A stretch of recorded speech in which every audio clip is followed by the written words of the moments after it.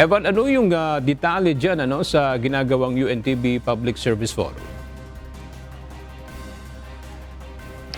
Magandang tanghali sa iyo, Aga. Ngayon nga sa mga oras na ito ay katatapos lamang ng isinagawang UNTV Public Service Forum dito sa Eton Centris, Quezon City.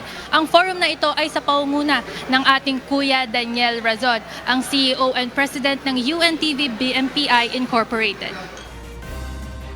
Kasama sa mga dumalo ay ang mga opisyal mula sa iba't ibang government agencies gaya ng Department of Health, Department of Social Welfare and Development na matagal ng kapartner ng UNTV News and Rescue sa pag-abot sa mga kapwa-tao nating nangangailangan ng medical services.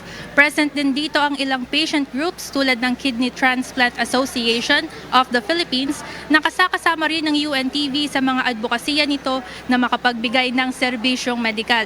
Kanina, nagbigay ng talumpati sa Health Secretary Teodoro Herbosa kung saan tinalakay niya ang 8-point agenda ng ahensya at 3 health sector goals. Nagsalita rin si DSWD Assistant Secretary Irene Dumlao patungkol naman sa mga layunin ng kanilang ahensya na maabot ang lahat ng mga kababayan natin lalo na sa mga malalayong lugar at mga nasalanta ng bagyo. Ayon kay Kuya Daniel, layunin ng Public Service Forum na ito na maipakilala ang accomplishments ng UNTV sa loob ng 20 taon nitong serbisyo at mailatag ang future projects ng himpilan kasama ang ating partner associations. Pinag-uusapan rin dito ang mga hakbang na maaari pang magawa ng UNTV at partner agencies para mas mapalawak ang serbisyo at maabot ang mas marami pang taong nangangailangan ng saklolo.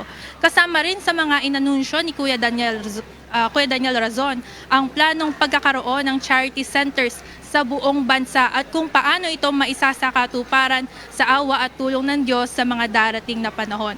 Aga, binigyan din ng parangal o Public Service Awards ang mga naging partner natin na medical professionals na walang sawa sa pagtulong sa UNTV upang maabot at matulungan ang ating taong bayan pagdating sa medical services. Yan muna ang update mula dito sa Eton Centris, Quezon City. Balik sa inyo dyan, Aga. Alright, maraming salamat, Evan Alvarez.